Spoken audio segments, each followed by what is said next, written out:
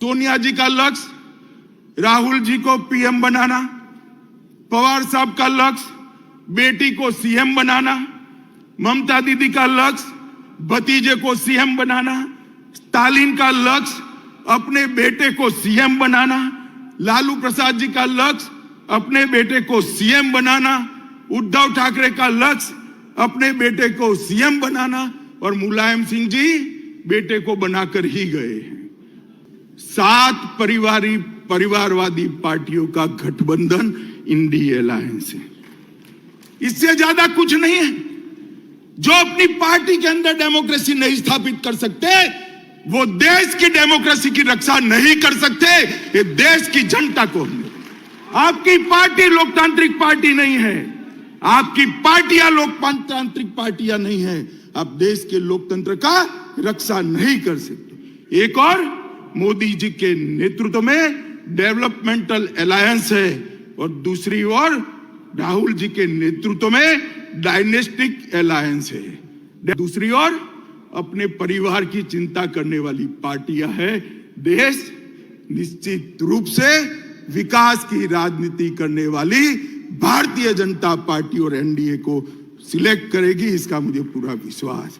देखिए, शाह जी का लक्ष्य राहुल जी को पीएम बनाना, पवार साहब का लक्ष्य बेटी को सीएम बनाना, ममता दीदी का लक्ष्य भतीजे को सीएम बनाना, स्टालिन का लक्ष्य अपने बेटे को सीएम बनाना, लालू प्रसाद जी का लक्ष्य अपने बेटे को सीएम बनाना, उद्धव ठाकरे का लक्ष्य अपने बेटे को सीएम बनाना और मुलायम सिंह जी बेटे को बनाकर ही गए हैं।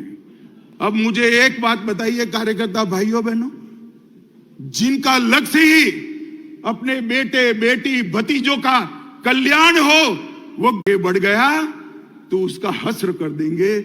कई सारे लोग ऐसे हस्र किए हुए हैं, भारतीय जनता पार्टी ज्वाइन कर आज लोकतंत्र की यात्रा में जुड़े हैं। तेजस्विता का पति पार्टी होती तो एक चाय बेचने वाले का बेटा कभी प्रधानमंत्री नहीं बन सकता। लोकतंत्र के अंदर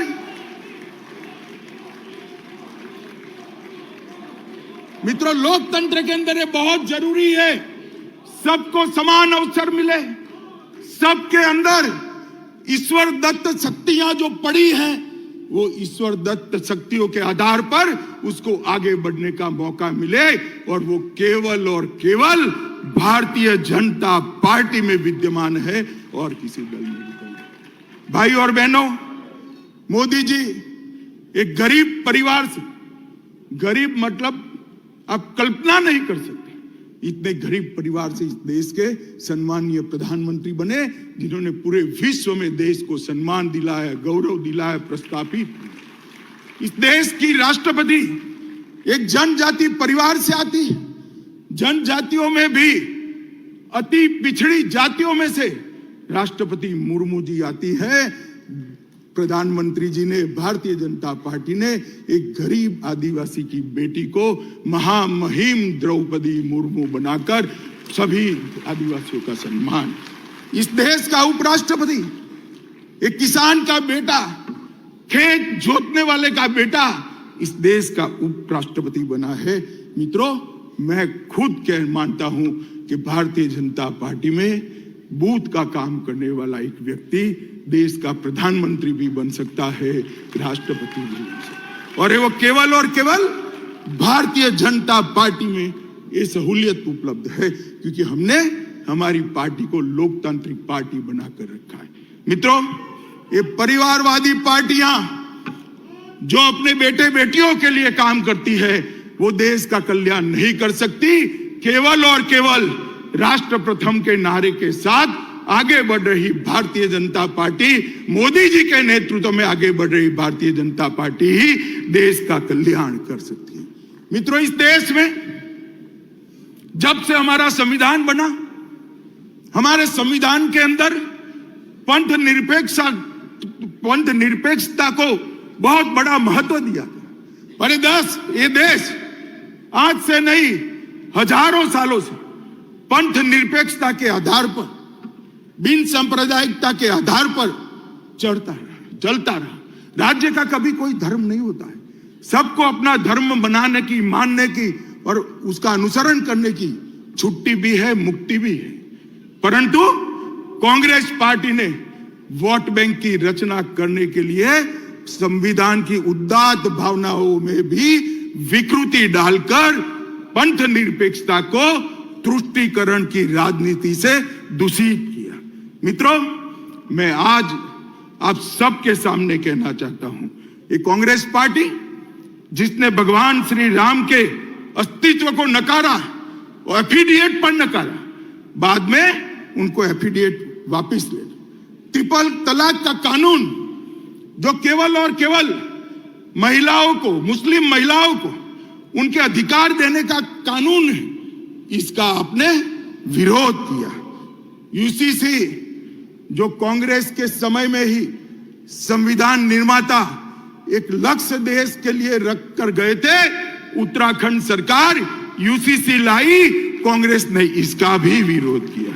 मित्रों, धारा 370 जब संविधान बना तब ये तय था कि टेम्पररी का मतलब है उचित समय पर उसको हटा देना, मगर 70 साल तक उचित समय आया नहीं। धारा 370 के कारण कश्मीर के अंदर अलगाववाद बढ़ा, उग्रवाद बढ़ा, पाकिस्तान को अंदर पैर रखने की भूमि मिली और 40,000 से ज्यादा लोग मारे गए। मगर तुष्टीकरण की राजनीति ने धारा 370 को हटाने नहीं दिया। इस देश की जनता ने मोदी जी को दूसरी बार पूर्ण बहुमत दिया। 5 अगस्त 2019 को मोदी जी ने धारा 370 को समाप्त कर दिया और आज कश्मीर एक नए युग के साथ आगे बढ़ रहा है। पीएफआई पर बैन हमने लगाया, तब भी कांग्रेस और इंडिया अलायंस के लोगों ने टेढ़े मेढ़े बयान किए। दक्षिण भारत की महान परंपरा, तमिलनाडु की महान परंपरा, पवित्र सेंगोल को हमने पार्लियामेंट के अंदर बड़ी पवित्रता से प्रस्तावित किया। इसका भी कांग्रेस पार्टी और उनके साथियों ने विरोध किया। ये जहां भाजपा विजयी होती है उन राज्यों को गौमूत्र स्टेट कहते हैं। ये लोग संविधान पर पहला अधिकार, देश के खजाने पर पहला अधिकार माइनॉरिटी का है, ये मान्यता रखने वाले हैं। मोदी जी का कहना है देश के खजाने पर पहला अधिकार गरीब का है, दलित का है, आदिवासी का है, पिछड़े। जाकिर नाइक को मैसेंजर ऑफ पीस का सर्टिफिकेट देते हैं। भगवा आतंकवाद के नाम से पूरे सनातन धर्म को बदनाम करते हैं। और मित्रों, अंतिम चरम सीमा तो तब आ गई जब 550 साल के बाद इस देश में उत्सव का क्षण आया। रामलला का प्रधानमंत्री जी प्राण प्रतिष्ठा करने वाले थे। रामलला के मंदिर की प्राण प्रतिष्ठा में न्यास ने कांग्रेसियों को भी निमंत्रण भेजा, मगर उन्होंने तुष्टीकरण की राजनीति करना तय माना, इसको ठुकरा दिया।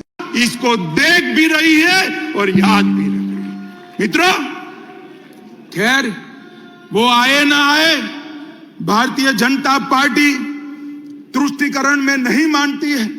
मैं आज इस महान अधिवेशन के सामने कहना चाहता हूं, किसी भी लोकतांत्रिक देश में भी बहुमत समाज ने अपनी श्रद्धाओं के निर्वहन के लिए इतनी लंबी कानूनी लड़ाई नहीं लड़ी है। 75 साल तक हम कानूनी लड़ाई लड़े और संपूर्ण लोकतांत्रिक तरीके से हमने राम मंदिर का निर्माण किया। इसका संपूर्ण यश हमारे प्रधानमंत्री नरेंद्र मोदी जी को जाता है।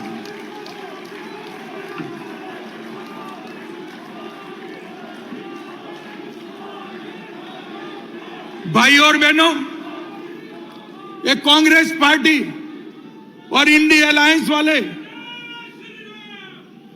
ये कांग्रेस पार्टी और इंडिया अलायंस वाले हम पर आरोप लगाते हैं कि भारतीय जनता पार्टी अस्थिरता फैलाती। मैं तो ज्यादा जवाब नहीं देता, मगर चुनाव का समय आया है, जनता के सामने सच रखना चाहिए। मैं आज ये कहने आया हूं कि कांग्रेस पार्टी की कभी से जब से इंदिरा जी प्रधानमंत्री बनी तब से ना लोकतंत्र में श्रद्धा है, ना लोकतांत्रिक प्रक्रियाओं में श्रद्धा है। इन्होंने न्यायपालिका, ब्यूरोक्रेसी, मीडिया, चुनाव आयोग, कैग जैसी सभी संवैधानिक संस्थाओं का धज्जियां उड़ाने का काम किया है। इमरजेंसी ये आपकी ही देन थी साहब, आप भूल जाते हो। पूरे देश को जेल खाना बनाकर रख लिया था, पूरा विपक्ष जेल के अंदर बंद था। और आर्टिकल 356 सरकारें तोड़ने का जो रिकॉर्ड, आज से मैं बहुत सोच समझकर मेरा स्टेटमेंट करता हूं, आज से 100 साल बाद भी कांग्रेस पार्टी का रिकॉर्ड कोई तोड़ नहीं पाएगा, इतनी सरकारें आपने गिराई। मित्रों, कांग्रेस पार्टी ने 90 बार आर्टिकल 356 का प्रयोग किया, 50 बार अकेली इंदिरा गांधी जी ने किया। 40 क्षेत्रीय दलों की सरकार एक कांग्रेस पार्टी ने गिराई।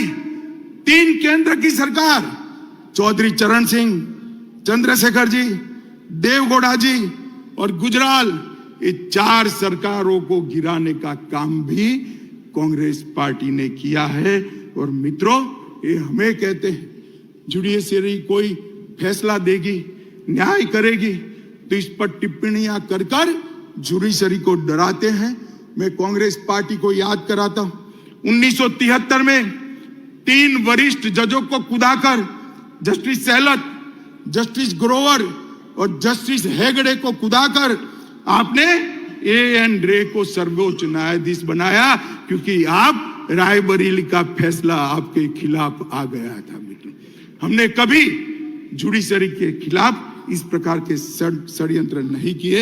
मित्रों, कांग्रेस पार्टी इस देश में अस्थिरता की जनक है, और स्थिरता अगर कोई दे सकता है तो केवल और केवल भारतीय जनता पार्टी दे सकती है। मित्रों, अभी अभी देश में हम चुनाव में जा रहे हैं, हिंसा कहां होती है? मैं आज देश के मीडिया को भी कहना चाहता हूं, हिंसा की बात आप करते हैं, कौन से राज्यों में चुनावी हिंसा होती है, कौन से राज्य में पॉलिटिकल हिंसा होती है? मैं आज देश की जनता को गिनाना चाहता हूं। केरल, हमारे 100 से ज्यादा कार्यकर्ता शहीद हो गए, 300 से ज्यादा कार्यकर्ता अपाहिज हो गए। किसका शासन है? इंडिया अलायंस का शासन है। बंगाल, सैकड़ों कार्यकर्ता मौत के घाट उतार दिए गए। हमेशा चुनाव में धांधली, घपलेबाजी और हिंसा होती रही। किसका वहां राज है? ममता दीदी का राज है, इंडिया अलायंस का राज है। बिहार में भी जंगल राज था, तब 100-100 किलोमीटर दूर मतपेटियां मिलती थी। किसका राज था? इंडिया अलायंस का राज था। यूपी में भी चुनाव का रेगिंग होता था, हमारी सरकारों में कभी रेगिंग नहीं हुआ। किसकी सरकार थी? आपकी सरकार थी। मित्रों, आज भारतीय जनता पार्टी के हजारों कार्यकर्ता हिंसा की भेंट चढ़े। कईयों ने तो जान गंवाई, कई अपाहिज हो गए, कईयों के घर जल गए। हम तो हिंसा के भुक्तभोगी है। हिंसा फैलाने वाला गठबंधन अगर कोई है तो एक घमंडिया गठबंधन है, इंडिया अलायंस है।